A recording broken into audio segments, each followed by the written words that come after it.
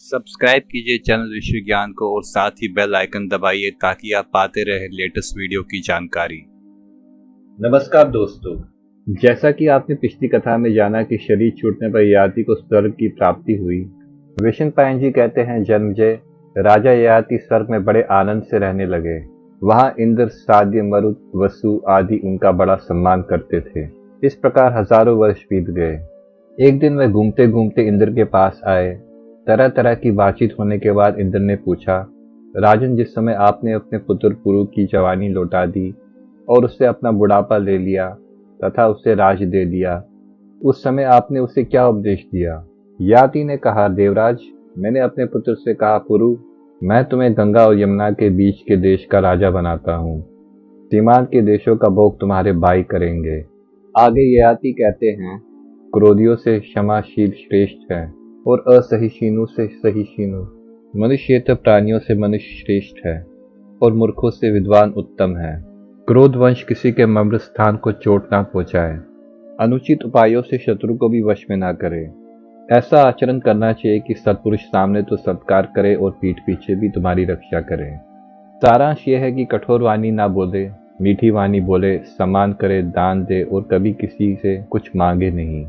ययाति की बात सुनकर इंद्र ने पूछा, नहुष नंदन, आपने गृहस्थ आश्रम में धर्म का पूरा पालन करके वानप्रस्थ आश्रम स्वीकार किया था। मैं जानना चाहता हूं कि आप तपस्या में किसके बराबर हैं?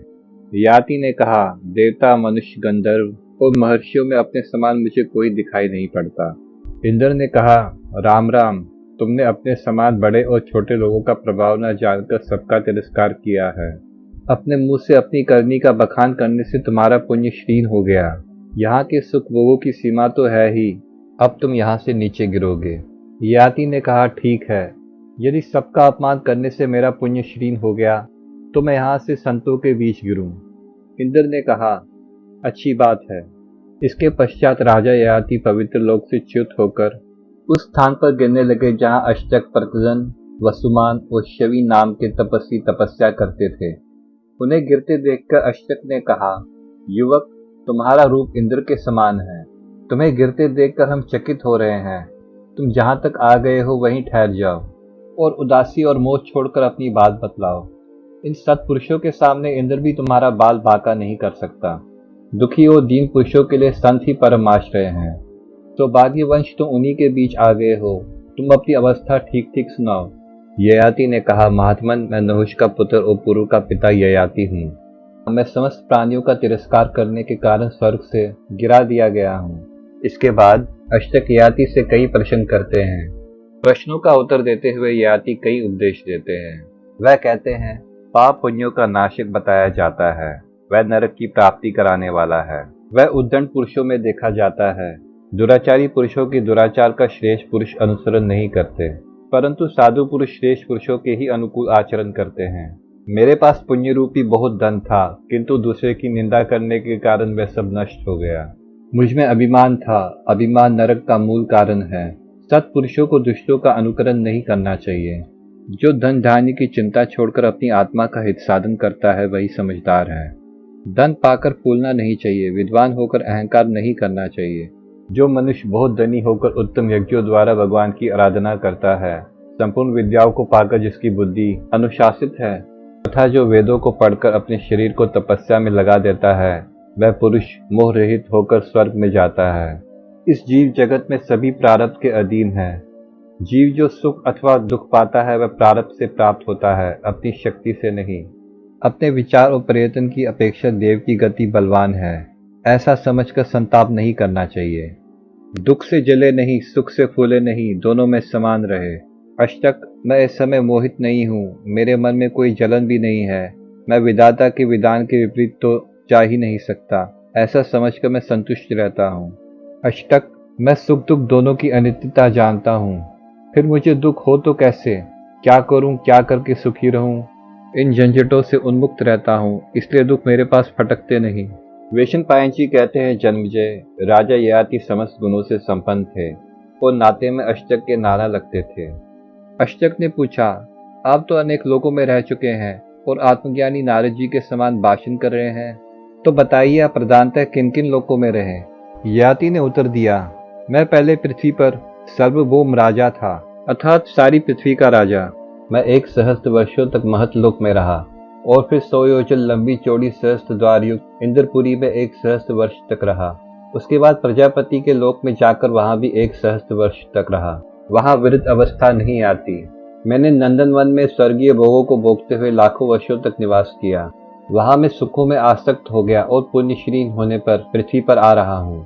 जैसे धन का नाश होने पर सगे संबंधी छोड़ देते हैं, वैसे ही पुण्यश्रीन हो जाने पर इंद्र आदि देवता भी परित्याग कर देते हैं। इसके बाद अष्टक ने पूछा, राजन, किन कर्मों के अनुष्ठान से मनुष्य को श्रेष्ठ लोकों की प्राप्ति होती है? वो तप से होते हैं या ज्ञान से? ययाति ने उत्तर दिया, स्वर्ग के 7 द्वार हैं, दान, तप, शम, दम, लज्जा, सरलता और सब पर दया। अभिमान से तपस्या क्षीण हो जाती है। जो अपने ज्ञान के अभिमान में फूले फूले फिरते हैं और दूसरों के यश को मिटाना चाहते हैं, उन्हें उत्तम लोकों की प्राप्ति नहीं होती है। उनकी विद्या भी मोक्ष दान में असमर्थ रहती है। अभय के 4 साधन है, अग्निहोत्र, मौन, वेदाध्ययन और यज्ञ। यदि अनुचित रीति से अहंकार के साथ इनका अनुष्ठान होता है तो ये भय के कारण बन जाते हैं। सम्मानित होने पर सुख नहीं मानना चाहिए और अपमानित होने पर दुख। जगत में सत्पुरुष ऐसे लोगों की पूजा करते हैं। दुष्टों से शिष्ट बुद्धि की चाल निरर्थक है। मैं दूंगा, मैं यज्ञ करूंगा, मैं जान लूंगा, मेरी ये प्रतिज्ञा है, इस तरह की बातें भयंकर है। इनका त्याग करना ही ठीक है। अष्टक ने पूछा, ब्रह्मचारी, गृहस्थ, वानप्रस्थ और सन्यासी किन धर्मों का पालन करने से मृत्यु के बाद सुखी होते हैं? यहाँ हिंदू धर्म जीवन के 4 प्रमुख भाग अर्थात आश्रम की बात हो रही है, जो कि इस प्रकार है, ब्रह्मचर्य, गृहस्थ, वानप्रस्थ और संन्यास। ययाति ने कहा, जो ब्रह्मचारी आचार्य के अनुसार अध्ययन करता है, जिसे गुरु सेवा के लिए आज्ञा नहीं देनी पड़ती, जो आचार्य से पहले जागता और पीछे सोता है, जिसका स्वभाव मधुर होता है, जिसने इंद्रियों पर विजय प्राप्त की हो, धैर्यशाली, सावधान तथा प्रमाद रहित होता है, उसे शीघ्र ही सिद्धि प्राप्त होती है।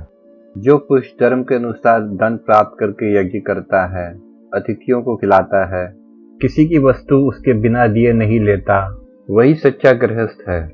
जो स्वयं उद्योग करके फूल मूल अपनी जीविका चलाता है, पाप नहीं करता, दूसरों को कुछ न कुछ देता रहता है तथा किसी को कष्ट नहीं पहुंचाता, थोड़ा खाता और नियमित चेष्टा करता है, वह वानप्रस्थ आश्रमी शीघ्र ही सिद्धि प्राप्त करता है। जो किसी कला, कौशल, भाषण, चिकित्सा, कारीगरी आदि से जीविका नहीं चलाता, समस्त सद्गुणों से युक्त, जितेंद्रिय, इन सब से अलग रहता है, किसी के घर में नहीं रहता, थोड़ा चलता है, अनेक देशों में अकेले और नम्रता के साथ विचरण करता है, वही सच्चा सन्यासी है। इस प्रकार और बहुत सी बातचीत करने के बाद ययाति ने कहा, देवलोग शीघ्रता करने के लिए कह रहे हैं, अब मैं गिरूंगा। इंद्र के वरदान से मुझे आप जैसे सत्पुरुषों का समागम प्राप्त हुआ है। इसके अगले भाग में आप जानेंगे कि क्या ययाति धरती पर गिरते हैं या पुनः स्वर्ग को प्राप्त करते हैं। इस वीडियो को शेयर करें, लाइक करें और चैनल को सब्सक्राइब करें। धन्यवाद।